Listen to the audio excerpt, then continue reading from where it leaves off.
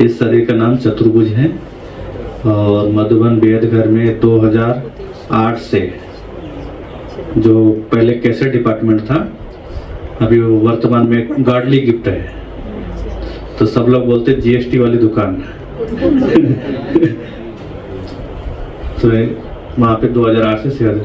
और मधुबन मुझे बाबा का परिचय 2000 में मिला था, जो लौकिक में भैया भाभी है उनके द्वारा। और अभी वर्तमान में भाभी सेंटर इंचार्ज है ग्रेटर नोएडा में।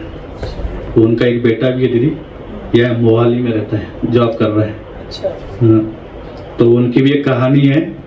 वो जब वो 2.5-3 साल का था तब वो नीरू तो नहीं है कहीं? नीरू उनका नाम, भाभी का नाम नीरू है क्या? दलिता है, ग्रेटर नोएडा में रहते हैं। तो 2.5 साल का बच्चा था, 2.5-3 साल का था उस समय। तो उस समय नोएडा में मना जॉब थी भैया की। तो दीदी ने पूछा ये बहन को दे सकते हैं क्या? तो भैया ने बोला मेरे तरफ से छुट्टी है, लेकिन इनका एक बेटा है, वो यदि छुट्टी देता है तो मेरे को कोई हर्जा नहीं है। तो फिर बेटा ने बोला मेरे तरफ से भी छुट्टी है, मैं कहीं भी रह जाऊंगा। तो इस तरह से फिर बेटा ने छुट्टी दे दिया, तो तब से सेंटर पे ही रहती है।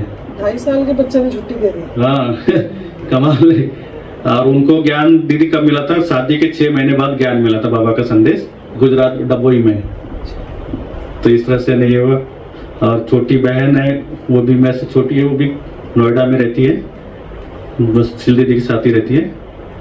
तो ऐसा चला। फिर ज्ञान बाबा में मेरे को निश्चय कब हुआ?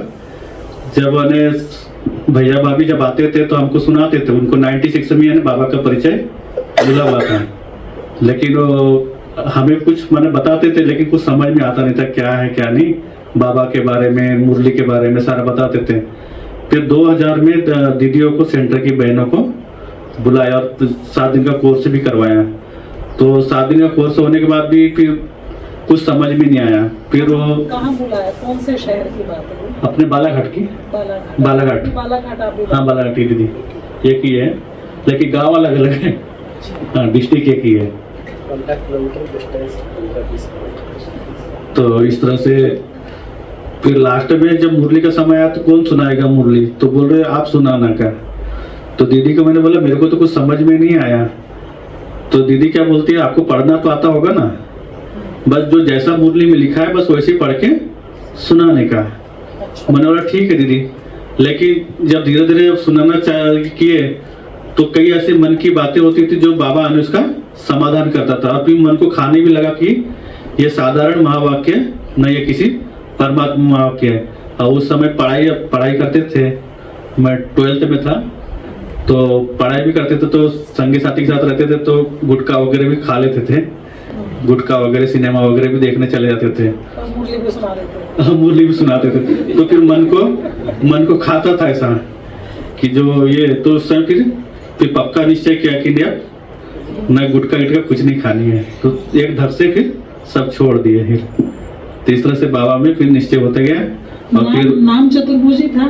हाँ दीदी, वो भी बाबा होता था। तो इस तरह से ऐसा हुआ। फिर मैं कंपनी में जॉब भी किया, मैंने 7-8 साल तक जॉब मैंने बाहर भी रहा, अलग अलग सेंटरों की पालना भी लेनी हुई। तो मैं जब आगरा में था तो वहाँ की जब दीदी बोल रही थी कि आप ना जॉब नहीं करो, एक तो सेंटर में सेवा करो तो मधुबन में सेवा करो। तो मैं दीदी को बोला समय आएगा तो देख लेंगे दीदी। तो उस समय फिर वैसे तो मैं 1 महीने के लिए मधुबन जाता था, 15-20 दिन मैंने सेवा करता था और 1 सप्ताह के लिए घर जाके फिर वापस कंपनी में जाता था। तो इस तरह से में चलता रहा। लेकिन वंडर की बात एक है दीदी, जब प्राइवेट कंपनी होती है ना, उसके में हम जितने दिन की नौकरी करते हैं ना उतने दिन का पेमेंट मिलता है। लेकिन मेरे को देखो 1 महीने की छुट्टी मिलती थी और साथ में पेमेंट भी मिलता था। तो सब लोग बोलते थे कि आप लोग जरूर कुछ सिफारिश करते होंगे। तो मैं बोलता था नहीं, मैं कुछ तो सिफारिश किया नहीं। तो देखो ये बाबा की कमाल है, जो छुट्टी भी देता था पेमेंट भी देता था। तो फिर वो जो पेमेंट जो सेंटर में जाता था वो भंडारी में पूरा डाल देता था।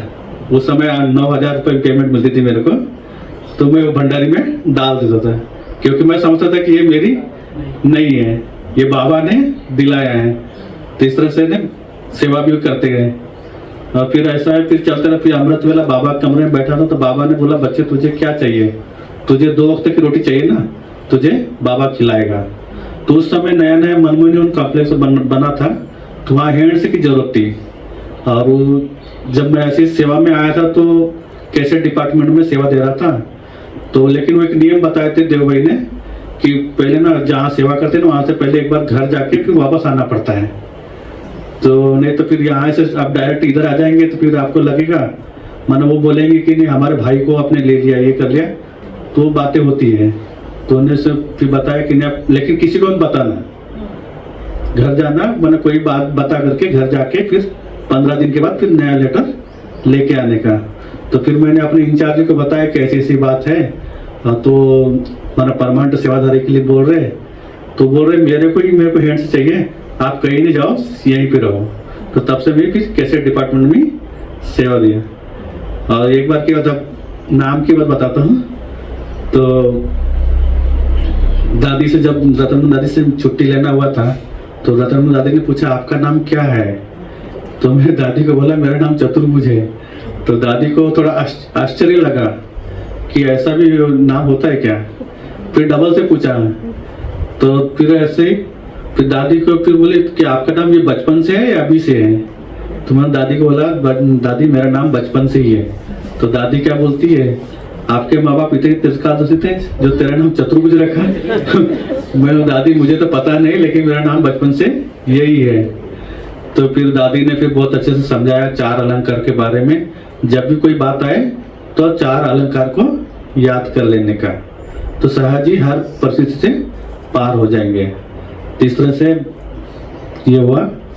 फिर सेवा जो आपने जो गार्डली गिफ्ट में जब जो दीदी ने भी बताया कि जैसे हर चीज माना मधुबन में जैसे चाय वाले भंडारा वाले निस्वार्थ सेवा करते हैं, तो जानकी दादी से ग्रुप वाइज माना डिपार्टमेंट वाइज दादी मिलती थी।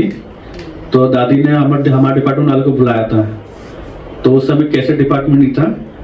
तो दादी ने तो हमारे जो इंचार्ज भाई है ना उनने बोले दादी सब डिपार्टमेंट वाले तो निस्वार्थ सेवा करते हैं, और हमारा एक डिपार्टमेंट है जो पैसे के लेन देन के बगैर काम नहीं चलता, तो हम क्या सेवा करते हैं। तो दादी ने बहुत अच्छे से बताया था कि जो आपके पास से जो CD DVD कोई ले जाता है, यदि वो एक गाना सुन करके परिवर्तन अपने आप में परिवर्तन आ जाता है तो तुम्हारा कितना जमा हो जाता है, और फिर साथ में उनका सफल भी करवाते हैं, तो ये आपकी सेवा है। तो ऐसा नहीं समझना कि आप सेवा नहीं कर रहे हैं, बाबा ने आपको उस डिपार्टमेंट में उस सेवा के लिए ही रखा है। तो इस तरह सबसे लगा कि हम भी जरूर सेवा कर रहे हैं। इस तरह से बाबा में ये होते गया और आगे बढ़ते रहते हैं। और जब भी डिपार्टमेंट में जाने से पहले 2 मिनट के लिए साइलेंट में रह करके बाबा को ये करके सेवा स्टार्ट करते हैं। अच्छा, ओम शांति।